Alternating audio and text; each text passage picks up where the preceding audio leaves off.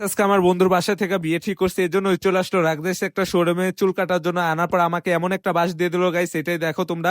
Hello guys, আমি হলো তালহা। আজকে চলে আসলাম একটা শোরুমে চুল কাটার জন্য। আমি না আমার বন্ধুর বাসা থেকে বিয়ে ঠিক করছে, এই জন্য আর ওর বাসা থেকে বন্ধুর বাসা থেকে এত তাড়াতাড়ি বিয়ে ঠিক করে ফেলালো গাইস।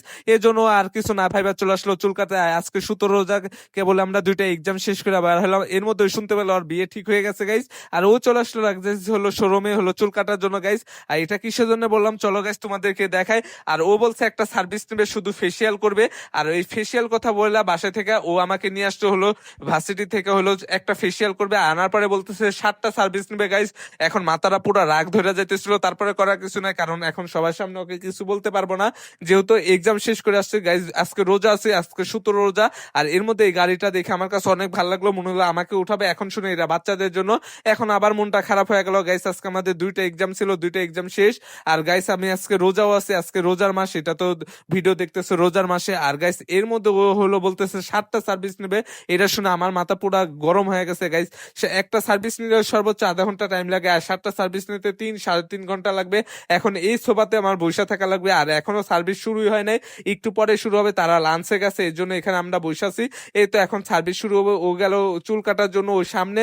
আর আমি এখানে বসে থেকে সবার হলো দেখতেছিলাম। এই পাশে বাচ্চারা এসে ওই গাড়ির দিকে তাকায় আছে, দেখো ওরা এখানে চুল কাটবে এর জন্য আসছে। এর মধ্যে দেখে আমার বন্ধুকেও বৈশা ফেলাইছে, আমার বন্ধু এখন চুল কাটবেন, পুরা নায়ক হয়ে যাবে গাইস।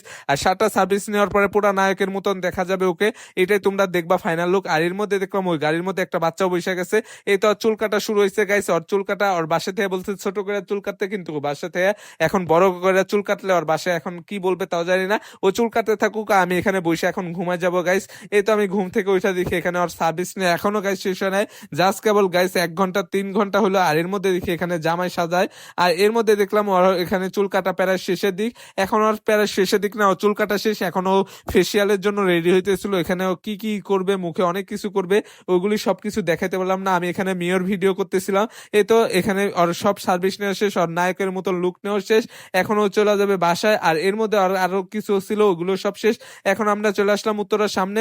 আর এখন আমাদের সবকিছু করার শেষে একটা রিক্সাতে উঠলাম। আর রিক্সাতে ওঠার পরে এখানে দেখলাম যে পরিমাপে জাম, মনে করলাম এই জাম যদি না ছাড়ে তাহলে আজকে বাসায় যেতে পারবো না। আর রিক্সা মামা উপরে তাকায় দেখে সামনে কোনো জাম নাই, এই জন্য রিক্সাওয়ালা মামা যেভাবে চালাইতেছিল পুরা মনে হইতেছিল উড়ো জাহাজ চালাইতেছিল গাইস। আর এর মধ্যে আমরা এখন যাব সামনে, সামনে যাওয়ার পরে ওখান থেকে আমাদের বাসে উঠতে হবে। আর যেভাবে রিক্সা চালাইতেছিল মনে হইতেছিল আমাদেরকে উড়াই নিবে।